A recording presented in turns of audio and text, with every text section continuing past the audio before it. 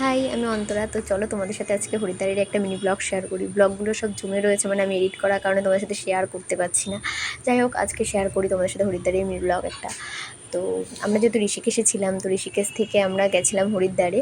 আমাদের বাস ছিল সকাল 6টার সময়, আর আমরা 7টা সাড়ে 7টার মধ্যে আমরা হরিদ্বারে পৌঁছে যাই, এবং সেখানে গিয়ে আমরা গঙ্গা স্নান কমপ্লিট করার পর আমি কিছু ভিডিও ক্লিপ নিচ্ছিলাম, সেগুলো তোমাদের সাথে শেয়ার করছি। তো তারপর আমরা গেছিলাম হরিদ্বারের লোকাল মার্কেটে, সেখান থেকে আমরা কিছু কেনাকাটা করি এবং করে আমরা পুজোর সামগ্রীও কিনি মনসা মাতার মন্দিরে যাওয়ার উদ্দেশ্যে। তো তারপর আমরা মনসা মাতার মন্দিরের উদ্দেশ্যে যাই। প্রথমে আমার যেহেতু পাহাড়ের উপরে ছিল মন্দিরটা, তো আমার উঠতে প্রথমে একটু কষ্ট হচ্ছিলো। যাই হোক, পরে আর কোনো রকম প্রবলেম হয়নি, আমি মন্দিরে গেছিলাম। আর যেহেতু মন্দিরের ভেতরে আমি কোনো রকম ভিডিও ক্লিপ নিতে পারিনি, আমার দাদাভাই নিয়েছিল, তো সেগুলোই আমি ব্লগের মাধ্যমে তোমাদের সাথে শেয়ার করছি। ও আমাকে পাঠিয়েছিল ভিডিওগুলো। আর মন্দিরের উপর থেকে আমি পাহাড়ে ওঠার সময় আমি কিছু ভিডিও ক্লিপও নিয়েছিলাম, সেগুলো আমি এই ব্লগে তোমাদের সাথে শেয়ার করছি।